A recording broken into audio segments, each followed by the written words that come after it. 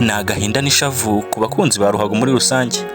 Ni inkuru yazindutse itangazwa kuri uyu wa 24 Gashyantare 2025 ubwo hamenyekanaga yuko umukinnyi Aboubakar Lawar wigeze gukina As Kigali akayivamo muri 2022 bakaba baratwaranye igikombe cy'amahoro. Uyu mugabo byaje gutangazwa ko yitabye Imana ubwo yakoreraga impanuka kuri moto ava i Kampala yerekeza Entebbe. Uyu mukinnyi yatangiye gukina ahereye muri wiki tourism iwabo muri Nigeria ayivamo ajya kuri Nasarawa United mbere yo kugera mu Rwanda aho yasinyiye As Kigali mu mwaka wa 2020 ayivamo muri 2022 ajya muri Vipers. Reka tumwifurize iruhuko ridashira, Imana imwakire mu bayo. Kora subscribe na share kuri Oparon TV kugira ngo dukomeze kubana ku byegeranye n'inkuru zicukumbuye.